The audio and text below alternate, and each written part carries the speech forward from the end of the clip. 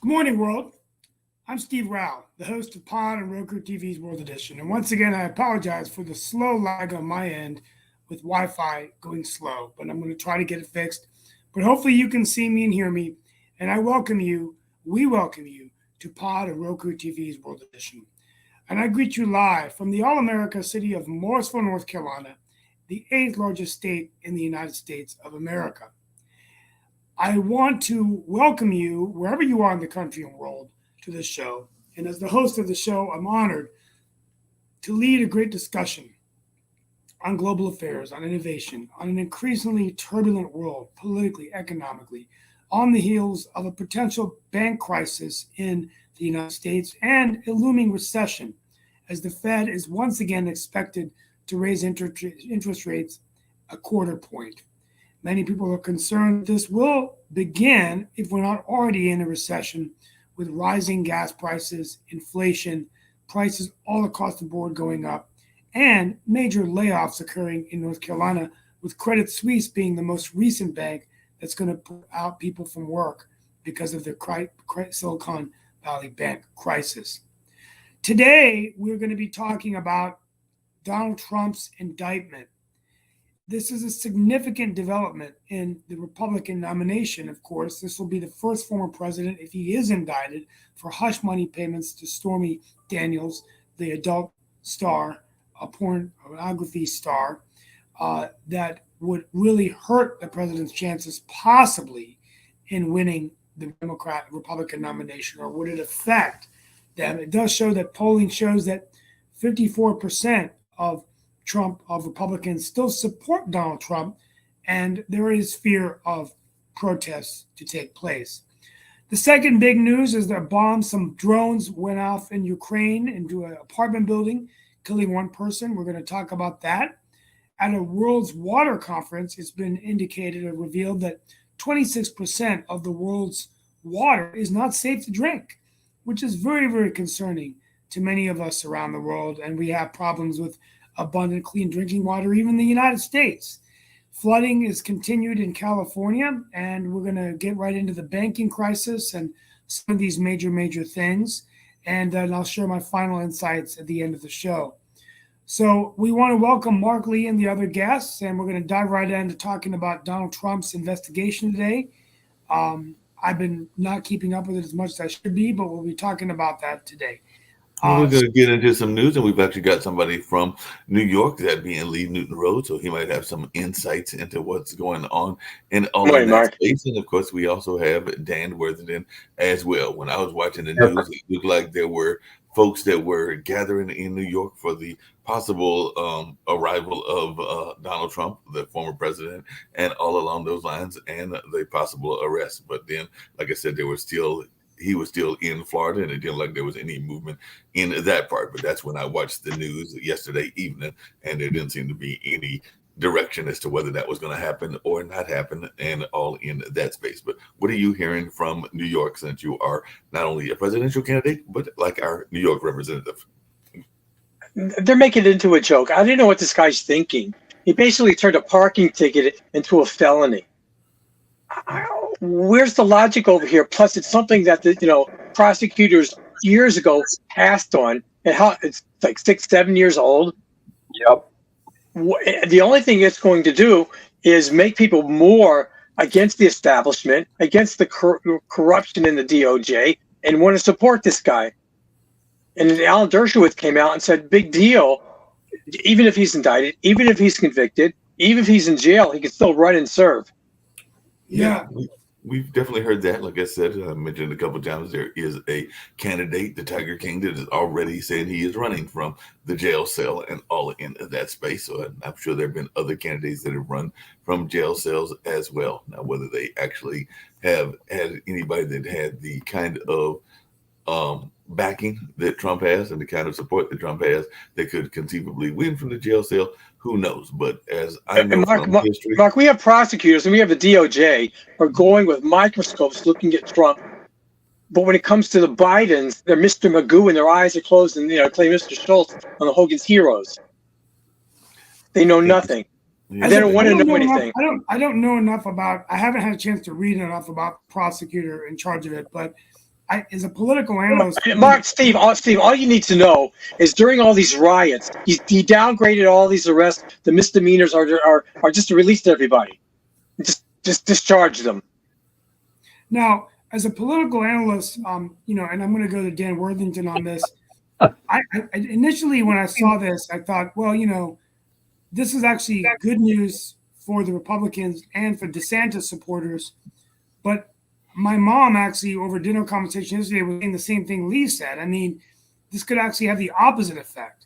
It actually could actually enthuse Trump supporters even more and help him win the nomination, which, in my opinion, and I know, Dan, you're a Republican, is bad for the Republican Party. Because the polling does show, whether you like it or not, the polling does show that Joe Biden can beat Donald Trump again. But I don't know whether he can beat DeSantis. Well, here's the situation. What that lawsuit proves unequivocally is that the Democrats are using any means possible to try to disqualify Donald Trump. And like Lee said, this case was passed on by the DOJ and the feds 6 years ago as a no-burger, primarily because of the testimony of the guy that showed up on Monday to explain what kind of dweeb Donald's former enforcer was, and a liar. And this is absolutely a no-burger. It shouldn't go anywhere. It is, no pun intended, trumped up. Not that Donald Trump is an angel, we know that, but President Biden and his family is far, far worse. Donald Trump is, if he's guilty of anything, it all is related to private business matters and private conduct. Biden, all of his crimes are actually public crimes. Dan? Taking bribes while serving, other kinds of money, that kind of thing. Yeah, Dan and Lee. I was watching a commentator yesterday. I can't remember which of the other networks was on in that space, but they were actually saying that the New York case is the weakest of the cases. So they are actually saying that some of the cases that are actually still out there with Trump are stronger. I think that some of it is revolving around what happened with that raid on his house in Florida, and there's a couple of other cases in other parts. Mark, you're making another point. You're making a point. Is this a state issue or a federal issue? If it's a federal issue, then what's this guy doing? He's a state prosecutor. No, that's what the Republicans are saying. It is. Well, there's no standing. As a Democrat, I would say that I just think this is, I mean, first of all, let's take a pivot here for a second. We don't have any economists on the show, but it does also look like the economy is headed into a tailspin. So this morning, no, Steve, that's okay. They'll just redefine the tailspin. It's okay. We're doing real good. But the point I'm trying to make is that the Democrats should be, they don't really have much to stand on right now economically. But the fact of the matter is they're getting away from the issues, and maybe Dan Worthington is right. Maybe they're pulling for straws because they know that, locally an economist today, Dr. Michael Walden from NC State, announced we're probably already in a recession, but formally into a recession.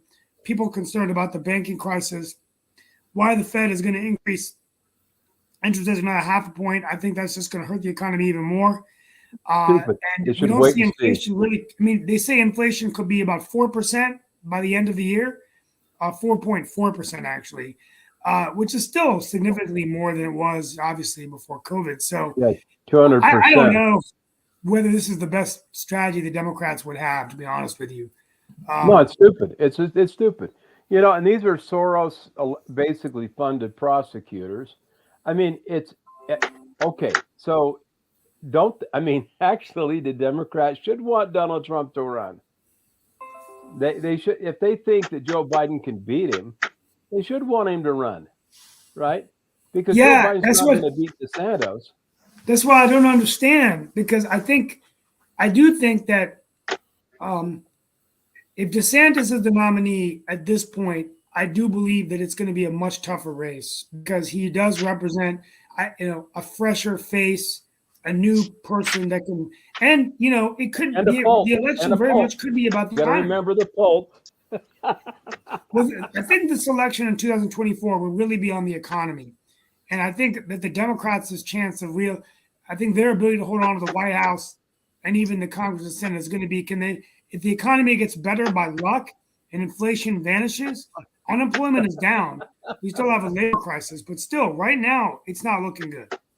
No, it's not looking good. We'll see what happens in that space. Hey, Leo, just wondering, I did hear that there was efforts to prepare for protests there in New York City, and there are definitely Trump supporters that are coming to New York. So are we going to see another DC-like type of movement by those that are adamant supporters of Trump there in New York City? And I was wondering what you're hearing since you're on the ground there. Shows up.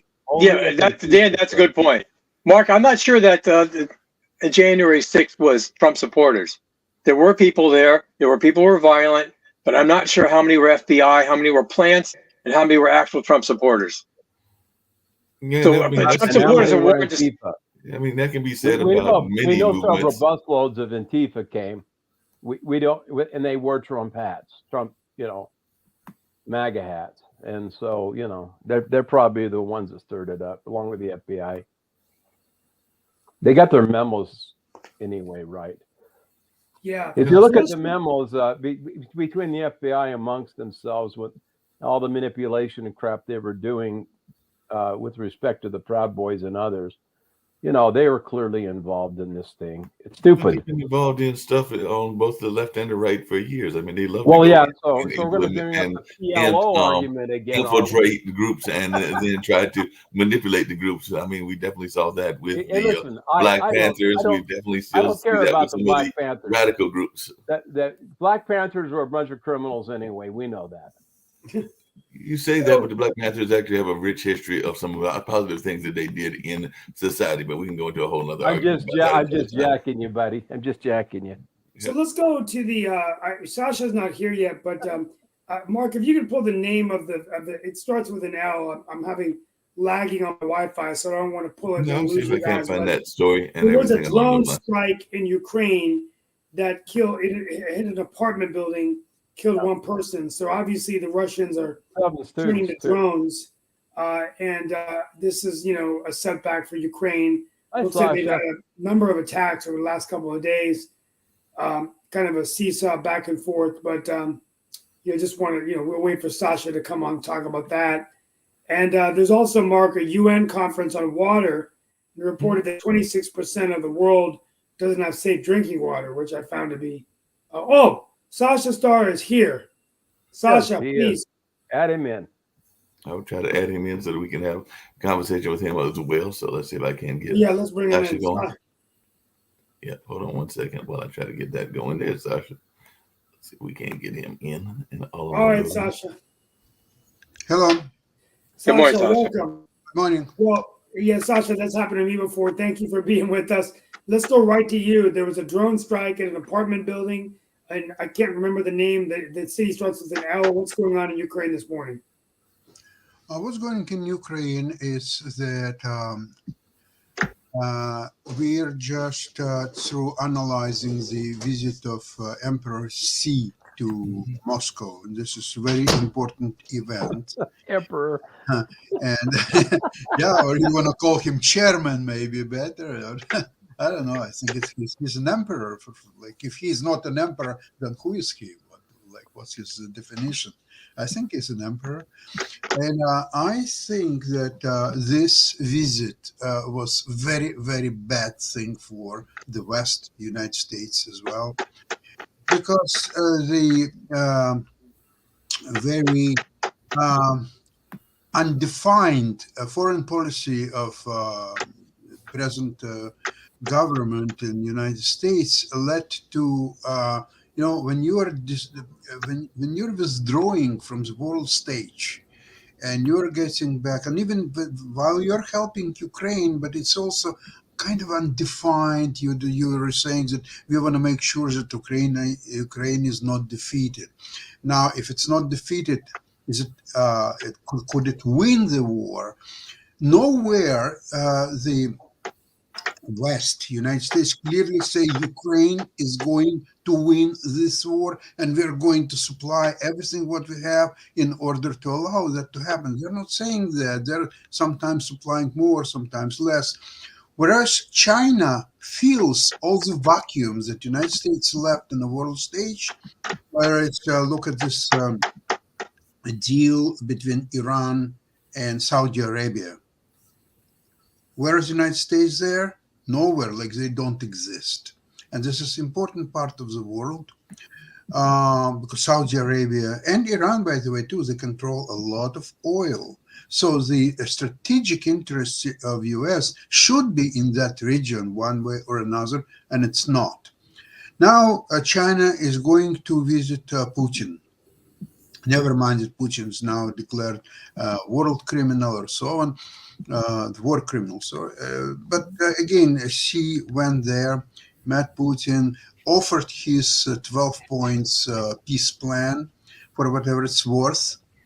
I like the point number one of this plan, without criticizing all the others, is that Russia have to retreat its troops on the border of 1991.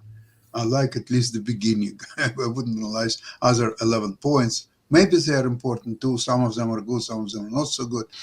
But at least this is some kind of initiative that endears China to a lot of countries in Africa, Latin America, Asia, and so on. So China is, okay, here is a war. It's a tragedy. People are being killed. So China is now tables the plan how to avoid and stop the war, and then talk about the possible peace negotiations and so on. But I have a feel that eventually the new kind of a deal, similar to what's happened in Yalta in 1945, will be sooner or later done between United States and China. So it's not going to be Russia or Soviet Union this time, it's going to be China.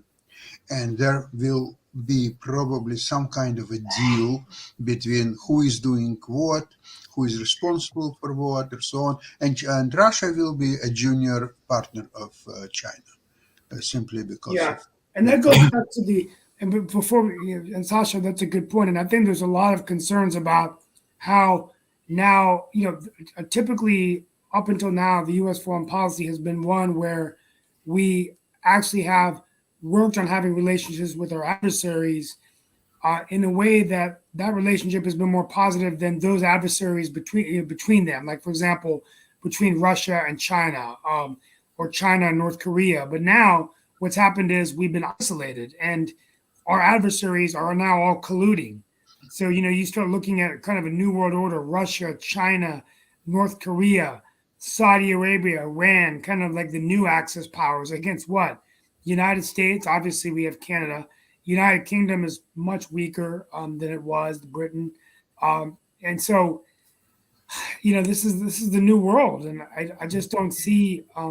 Hey, Steve, isn't part of the problem that within that new world order, there are disruptions within our own allies and everything? Because, while we are going on with what's happening, and I know that there are some commentators that have not been on lately that are not the biggest fans. And I'm not saying I'm the biggest fan because I've never been to the country, but they're not the biggest fans of France. But France is dealing with its own government issues because apparently they had a bunch of pension reform, and now their folks in France are protesting that and are very upset on that. Oh, yeah. I was about to there talk are people about that are definitely going out on the streets because they want to have some more control of their own economic rights and everything as they grow older, because definitely he was pushing through his pension plan and folks aren't too pleased with Mr. He increased the retirement age, right? Mm-hmm. Yeah, by 2 years. So Can I ask you all a question? Why does the government, because historically this has not been the case, where people relied on the government for their retirement income? Why is it the government's responsibility? it happened in the United States with Social Security and. No, I understand that. So prior to Social Security, people didn't come to the government, and the government didn't dish out, or whatever you want to call it, all these entitlements, and they didn't have to have these liabilities or unfunded liabilities. All these programs. What did people do for hundreds of years?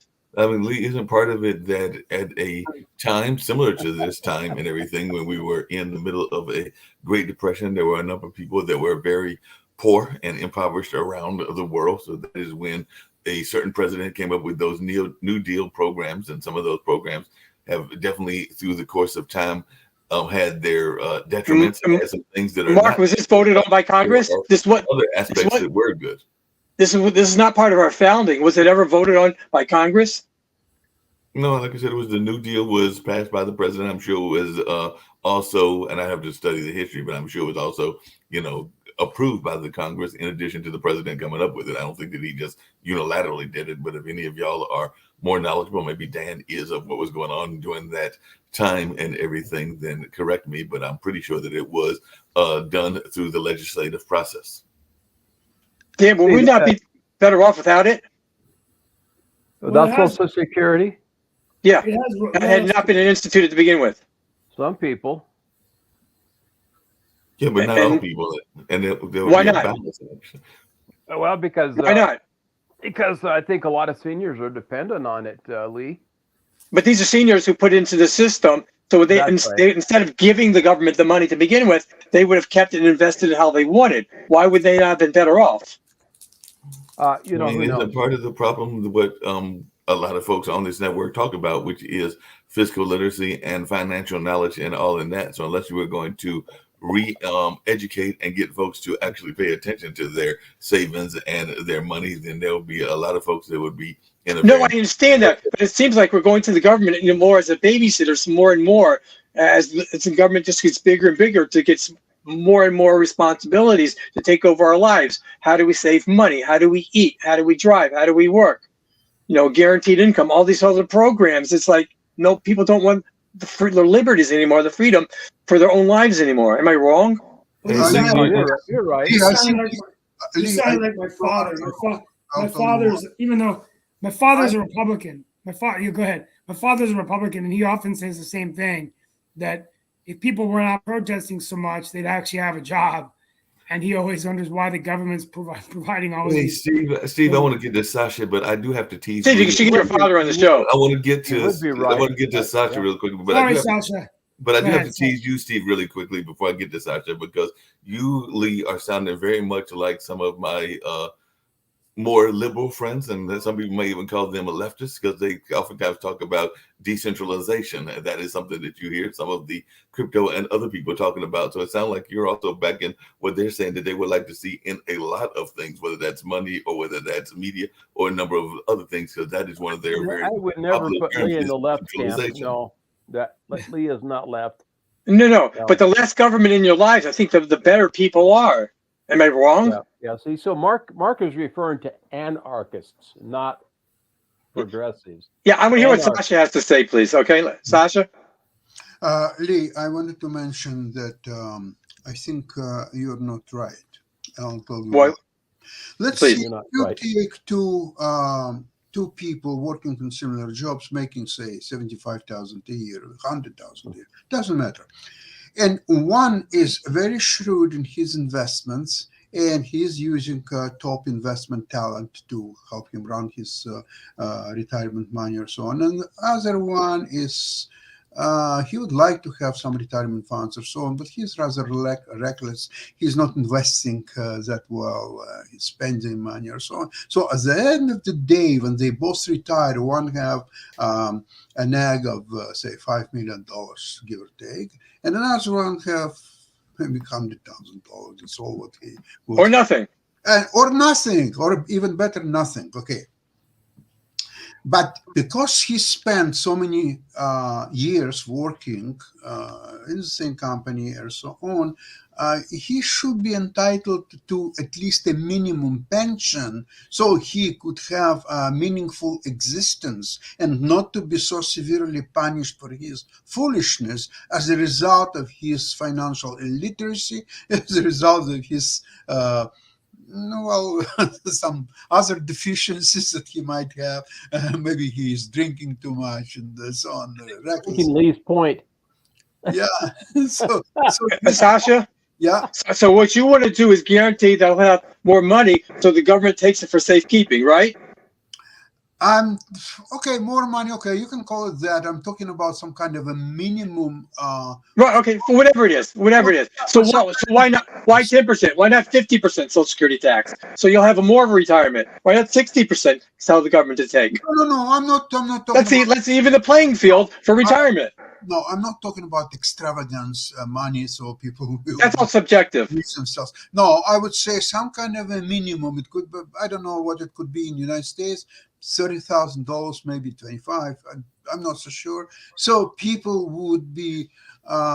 It's in a way it's not fair because again you're sort of like you can go have fun, spend all the money. You will still be being paid $25,000 or $30,000 because of your foolishness. So you're guaranteed that. So go ahead, spend everything and have a good time. I feel weaknesses. Sasha, how would you feel if it was voluntary? I was saying, but Sasha and Lee, I got a question because it comes down to both housing and retirement. I do know for a fact I don't have any plans, and I don't. My parents don't have any plans because they definitely like living in the house that they live in. But if you go into the retirement homes, and there are retirement homes here in North Carolina, there are some that are more affluent and cost a little bit more than others do, and the same can be said around housing. And there are sometimes folks will say that there is not enough fairness in the way those retirement homes are set up. So for example, if you go to the one that's got Duke in the name, Forest of the Duke, you're going to get all kinds of wonderful amenities because you can afford Forest of the Duke. Now, some of these other retirement homes are almost like public housing and all in that space. So do we need to have some more fairness in the way our retired citizens are paid? Or are we just going to go based on the economy and the way that folks were fortunate enough to live their lives and everything? So should there be some sort of balance in the way we treat our retirement, or are we going to say that the rich get better retirement and the poor get whatever they get? Typically how it works, Mark. Yeah, I know that's the way it works, but I'm just saying, is that fair? Yeah, it certainly is fair. Okay. Or in other words, life is not fair, Mark. Well, yeah, I mean, it is what it is, right? I think economies thrive when you have a growing middle class. And I think that's the key is we have to make sure that the job opportunities are there. And of course, that people do want to work and that we don't have a culture where people just want to sit at home or not get back in the labor force. But if you look at India, for example, the reason they've gone from one of the worst economies in the world to the fifth largest economy is that there's over 400 million now in the middle class. So when my parents came from India in the 1960s, there was a middle class in India. Now you can basically, many Indians are working. They are getting a car. They're able to find a place to live. There's a lot of new jobs being created. There's investments being made in infrastructure. There's always going to be high levels of poverty, much higher than we would ever see in our lifetime in the United States. Also, very low literacy rates as well.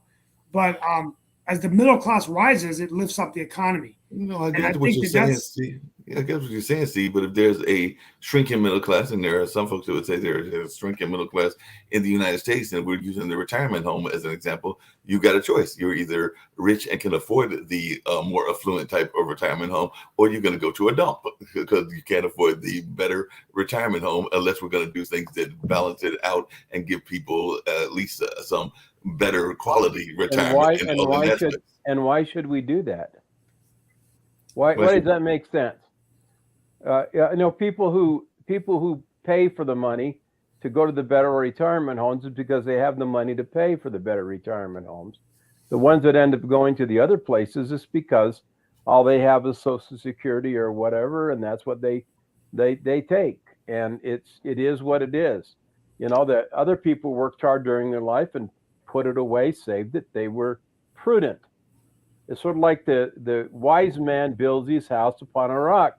The foolish man builds his house upon the sand. But I'm saying, right? is that fair, particularly when there are situations in the world? When the rain comes down, the man who has his house built on the rock stands. No, I hear what you're saying, Dan. The foolish man who built his house on the sand is washed away. No, but that's where I was going to come back to something that Lee talks about. That's why I was going to come back to something that Lee talks about often.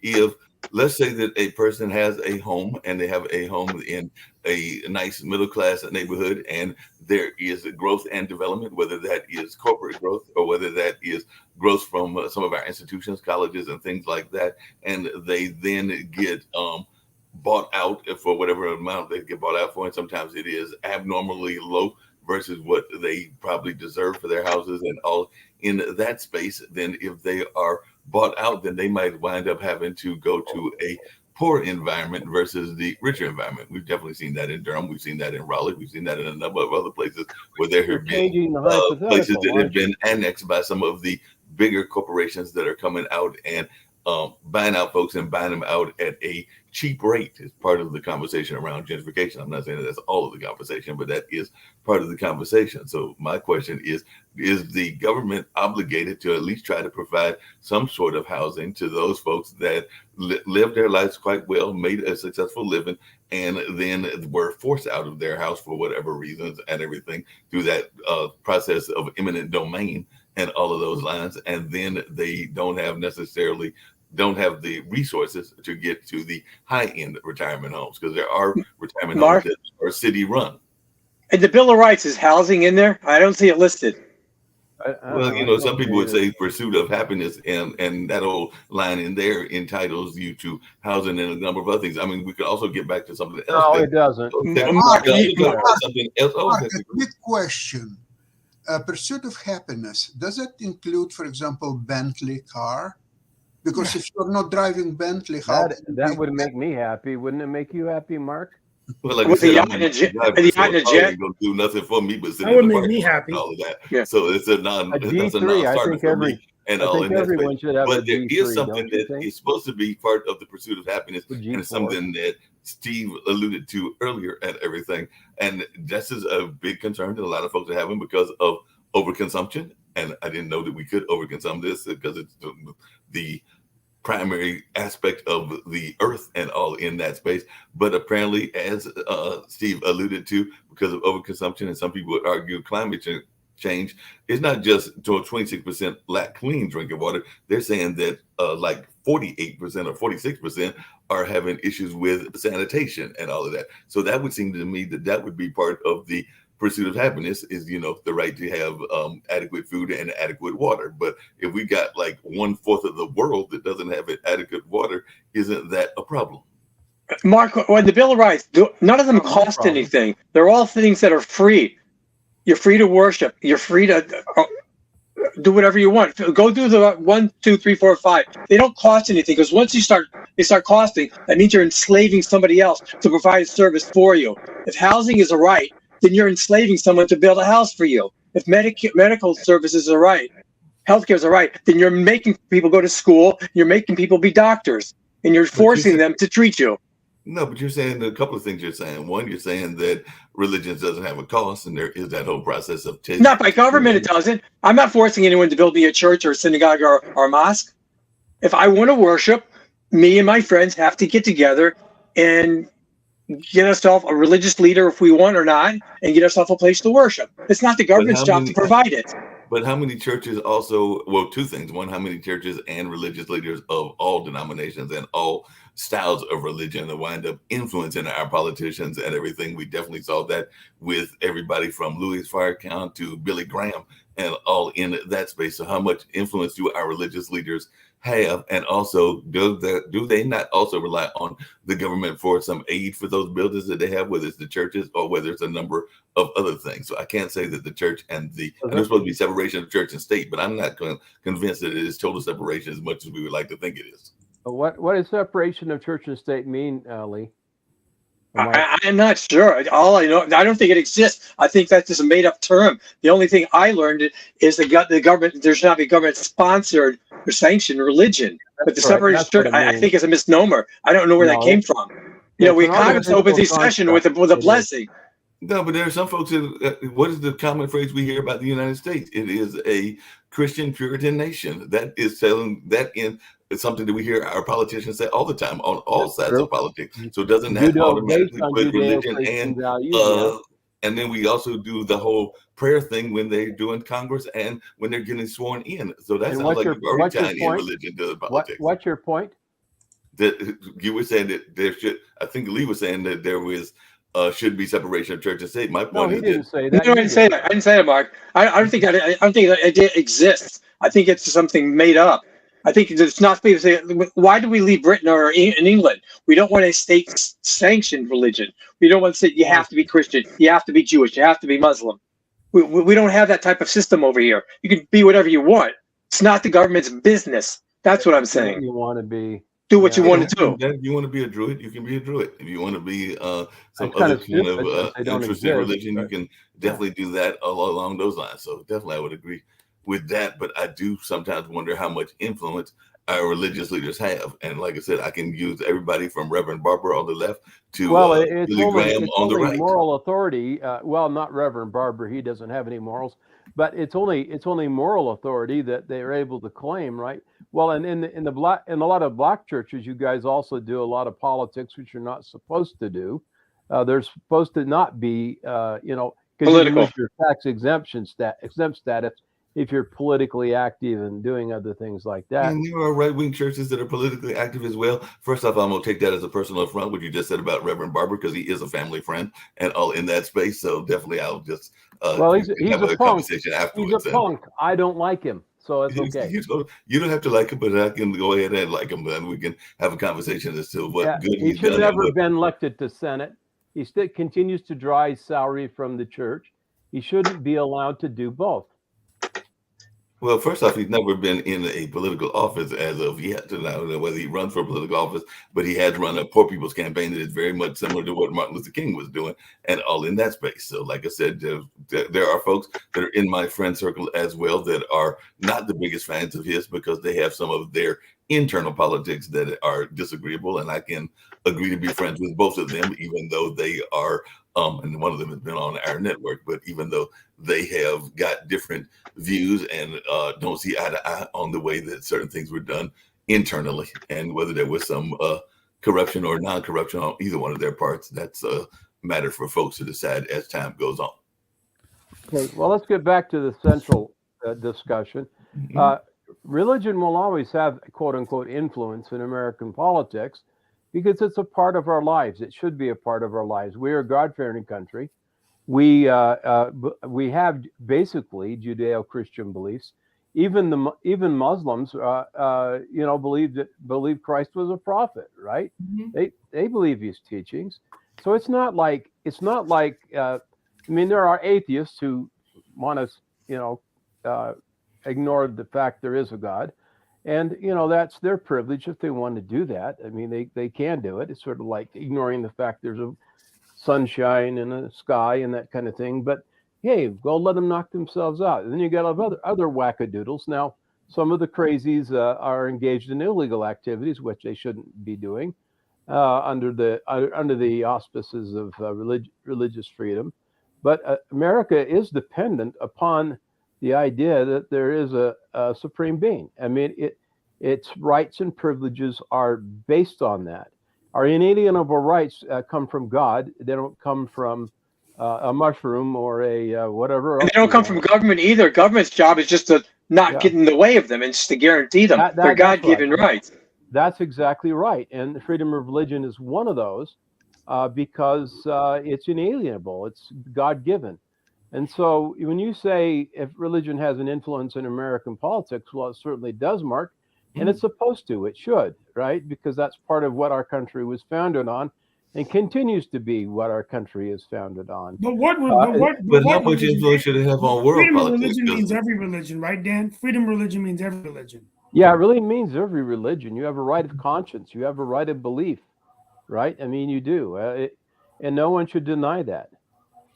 Yeah, so what's your point, Mark? No, I'm saying, but how much of that do we then also need to spread to other countries? Because that is some of the other conversation that folks have is that, yes, that we believe that we are strictly Judeo-Christian countries, that we then need to go out and try to convert, let's just talk we're not missionaries. Free to choose their own political systems. It's not our business. Certainly, we would like people to be free. That's one of the things that one of the American values. We like this.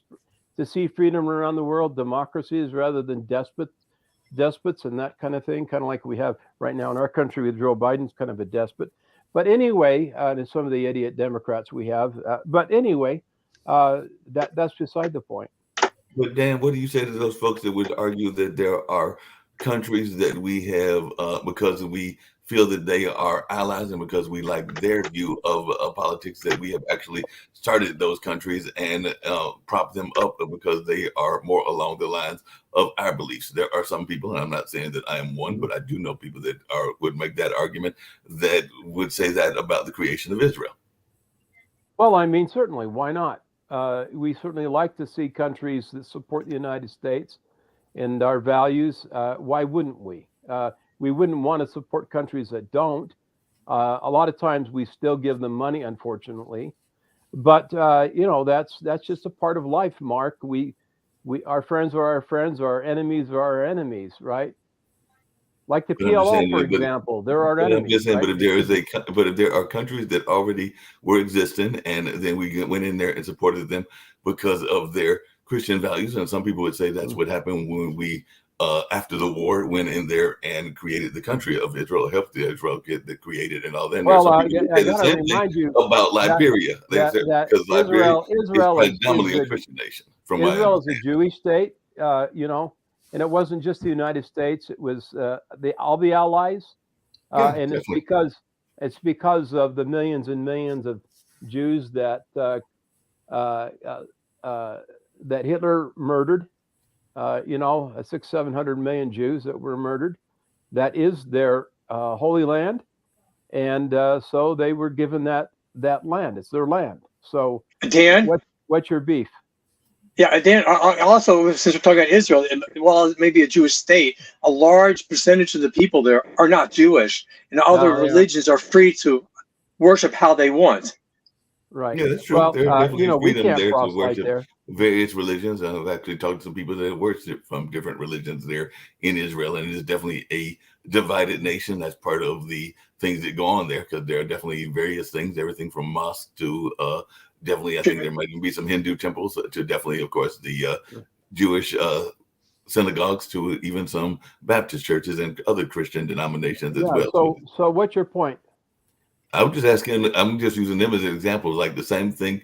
There are some folks that would argue, and I'm not saying this is right. Sasha may have some interesting views about this and everything. By the way, I was going to mention this, but it does look like one of the bombings that took place was actually in your home area, because I did notice that Odessa was the latest target. And if I remember correctly, that is Sasha's home area and all in that space. So I definitely want to send sympathy out in that regards. But the last topic of the day, we were going to talk about the UN conference on water. I don't know much about it, but apparently they reported 26%. Yeah, I mentioned some of that, and that was one of the other things I was asking was how much is that going to be a concern? Because water is definitely something that is a necessity in life, and all in that space. We are all living beings that have a lot of water running through our veins and all in that space, and you have to have a certain amount of water to drink just to survive, and all in that kind of space. So I don't know how the other panelists feel, but I would be highly concerned if that much water is unsanitary, and this is a major issue, because that could definitely lead to all kinds of diseases. We thought the pandemic was bad. I mean, what if there's a massive break of those kind of ailments that are created because of lack of water and because of unsanitary water, and all in that space? So if it is as bad as they say and it gets worse, this could be even worse of a health crisis if it is as bad as they are painting it, because they're saying that it's global fresh water won't keep up with the demand by 2030. We're only talking about 7 years from now. Well, they'll have enough people killed off by then that it should be evened out. Well, I think that the key is it's such a, I mean, we even having this problem in some places of the U.S., but not as bad, obviously. I mean, but clean drinking water is important, not only for just being able to live, but also let's not forget the economy. I mean, without good, safe, clean drinking water, you can't have restaurants, you can't have businesses, you can't grow. I mean, one of the biggest things we're seeing in the growth of pharmaceutical and life science companies in North Carolina is they consume a lot of water and they consume a lot of energy. I mean, Morrisville's went from 100 megawatt load to 125 megawatt load in 18 months, largely because of a $1.3 billion life science campus they're building. And pharma and life sciences, now they want to propose that we already voted for it. They had to expand a substation in my neighborhood, and all the neighbors were livid, but it was the only place that Duke Energy had to do it. So I think that these are issues that we need to be concerned about. Do we have the infrastructure to support growth? And I think that's for India, even though it's the fifth largest economy in the world, that would be my major concern, is the drinking water, because I know it's more of a problem in India than it is in many Western countries. I mean, we had two examples of it being a problem in the United States. I mean, let's look at Flint. Let's look at Mississippi. Let's look at even out there because of the fires and other things out there in California. Those are 3 states that I can think of right off the top of my head and everything. And I'm sure there are others. So it's not just a global problem, but it's definitely a problem that is global and United States issue as well. So definitely we've already had examples of how water has been an issue, and I didn't know about what you're saying about Morrisville, but we definitely remember what was going on in Flint, and we definitely have heard more recently about what's going on in Mississippi. Yeah, I mean, it's a problem, but not to the extent it would be like in a developing country, very extreme poverty, right? But yeah, it's a concern. Flint, water can be filtered, right? Our water can be filtered, but Dan, in North Carolina, there's we get a lot of our water from the Jordan Lake, and there's been a lot of concerns about development actually polluting the waters. And Attorney General Stein, when he was a state senator, really fought this. And then Stein also fought the coal ash spilling here in one of the rivers here in North Carolina. So this is a concern. I mean, the environment, there is a connection between clean environment, development, responsible development, and yeah, exactly. No question about that. But I don't think it's I don't think it's as much issues. It's a problem in the U.S., but not as much as, like, for example, and Sasha, I don't know what is the issue of water and energy infrastructure in Canada? Canada's known to have very clean, robust water systems, right?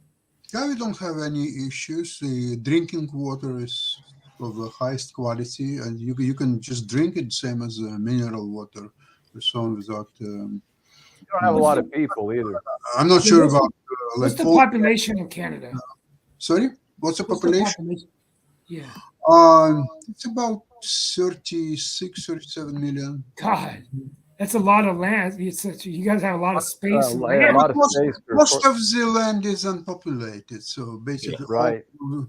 all population of Canada is on the 49th parallel. It's, if you take the most populous cities, let's see, you'll start with St. John, New Brunswick, then you go to Quebec, Montreal, Toronto, Windsor, and then you have out in the west, Edmonton, Calgary, and then finally British Columbia, Vancouver. That's it.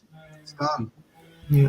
Hey, there were a couple Mark, is this a federal issue in terms of infrastructure, the water, or is it a state issue? I mean, historically, it's been a federal issue. I mean, that was one of the other things that came out of the New Deal with some of the stuff that we did around dams and other things. That was a federal ways that we were dealing with that. I mean, that wasn't the Hoover Dam created under the New Deal and some of the other things that were done. Now, some of those things were not maintained because I think that's what happened in New Orleans, and that's why those levees broke. And there's no guarantee that they've actually done enough repairs and enough work to prepare for the next hurricane that might come along those lines and everything. It is there. We can't stop hurricanes. We can't control those. Well, yeah, and you know they built it under sea level, which was kind of stupid too.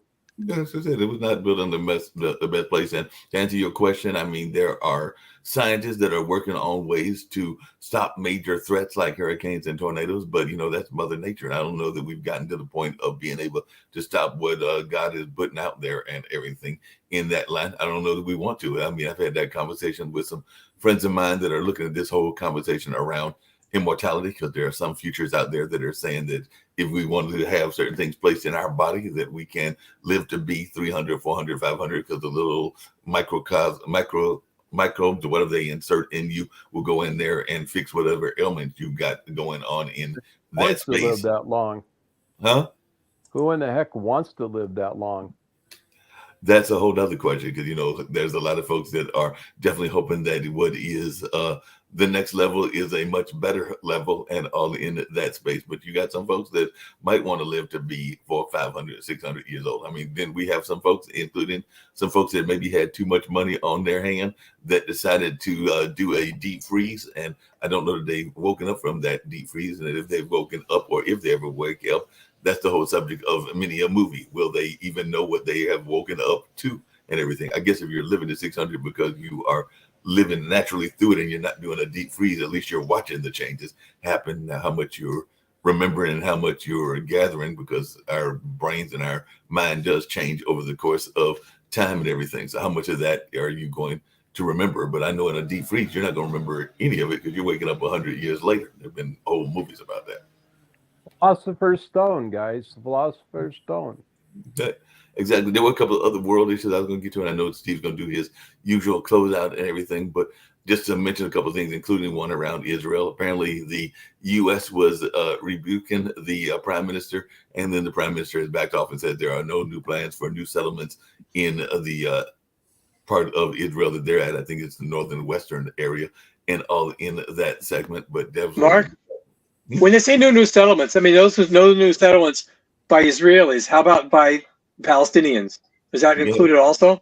I think the way that it was saying was the whole conversation between Israel and Palestine was supposed to be disrupting the conflict on both sides. No, I understand. I understand that argument. I'm saying when they say no new settlements, is it a one-sided thing, or the other side can build settlements, or is it both sides no settlements? My understanding is it is both sides, but I'll have to do further reading on that to give you a concrete answer. I'm not going to answer something that I don't know the answer to. Thank you. Yeah, but I can do some research and find it out.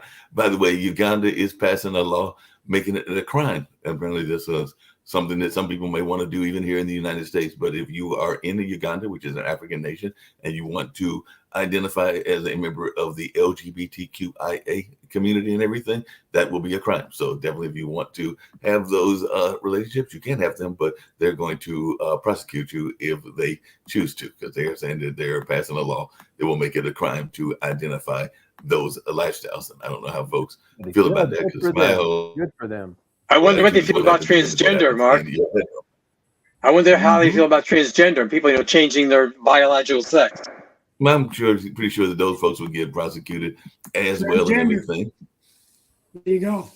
Yeah, I'm sure they'll get prosecuted as well, and there will be other countries that will have those kind of repressive kind of thoughts and everything. By the way, I don't know what's going on in Colombia, because I want to say that it was meaning the country of Colombia, because I want to say they busted a drug cartel earlier, and it looks like they've gotten another one, and this time they actually identified the drugs as Rocky. So just recently, the narco sub was intercepted in the Pacific Ocean off of Colombia with hundreds of packages of cocaine labeled Rocky. So I guess they were saying that they were actually sending the latest Rocky movie over there, but it was actually cocaine that they were sending over there, and they busted another one of those. So it looks like Colombia is being another target, as it oftentimes is, as is many of the South American countries of the drug trade. And some people are saying that it's coming from there, but I also wonder that as well, because a lot of those poor countries don't have helicopters and they don't have planes. So I'm trying to figure out how they're getting the items, unless there are dark forces and data like this and government forces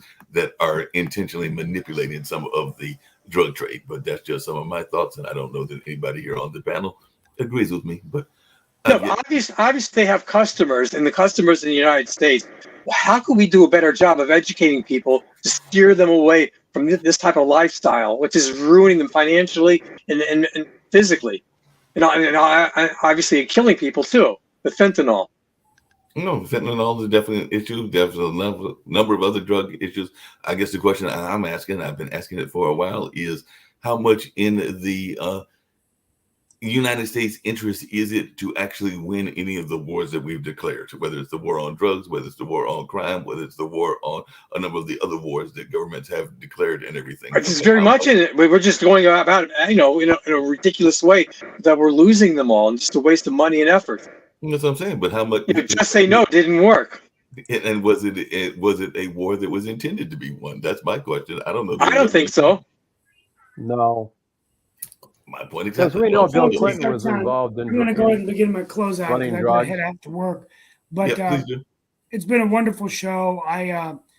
We'll be back tomorrow and the end of the week. And as I close out my monologue, I'll say that just last week I hosted the Biden administration, Alan Thomas, the Southeastern director, at the Research Triangle Park headquarters, where traditionally it's been sort of the central place of North Carolina in terms of research and innovation in universities.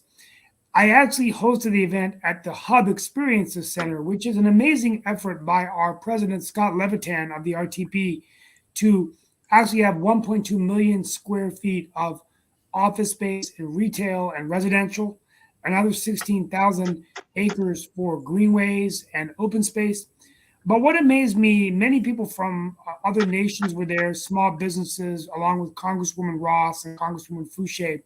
But for those of you listening around the world, Research Triangle Park was started in 1959 when Governor Luther Hodges asked a banker and a board member of the RTP, Archie Davis, to go raise money for a research park.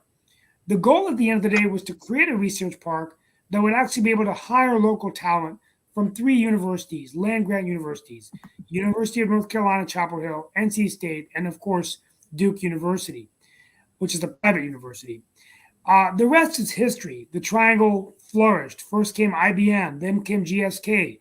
And today, what's amazing is people from all around the world are coming to the Research Triangle right here in North Carolina to innovate, to create research, to develop vaccines, to do all kinds of innovation.